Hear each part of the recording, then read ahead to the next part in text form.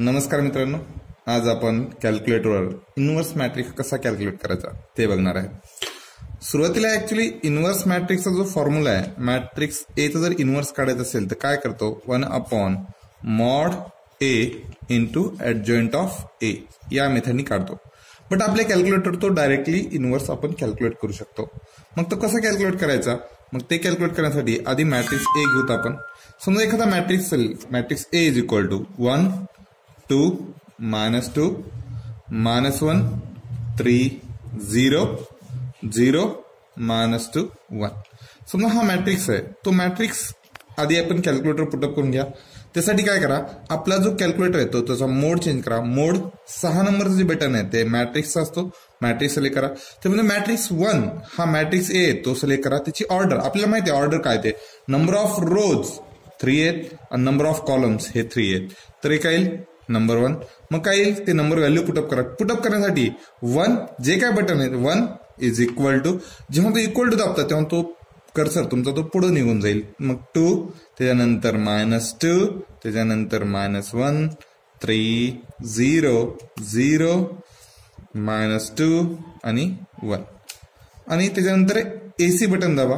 आता तुम्हाला इन्व्हर्स काढायचं असेल तर काय करा, आधी सगळ्यात महत्वाचं तुम्ही दाबा शिफ्ट, त्याच्यानंतर 4 नंबर, त्याच्यामध्ये मॅट्रिक्स ए जो आहे तो किती नंबरला चेक करा, शिफ्ट दाबलं त्यानंतर 4 नंबर दाबलं, त्यानंतर मॅट्रिक्स ए हा 3 नंबरला आहे, मग 3 नंबर बटन दाबायचं। त्याच्यानंतर 3 बटन दाबल्या आपल्या डिस्प्लेवर मॅट ए येऊन जाईल। इथं दिसत असेल तुम्हाला मॅट ए, ठीक आहे, सॉरी मॅट ए येऊन गेलं। शिफ्ट 4 नंबर 3 नंबर दाबल्यानंतर मॅट ए आला डिस्प्लेवर।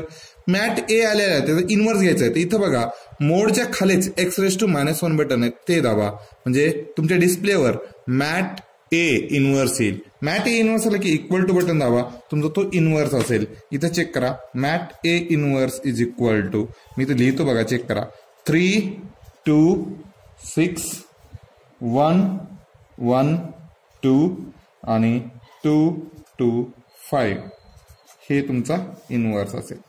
ठीक आहे, आपलं आलेला आन्सर करेक्ट आहे का रॉंग आहे ते पण चेक करता आलं पाहिजे। ठीक आहे, मग याच आन्सरला जर मॅट ए ने मल्टिप्लाय केला तर आपल्याला आयडेंटिटी मॅट्रिक्स भेटला पाहिजे। Means A inverse into A is equal to I भेटला पाहिजे।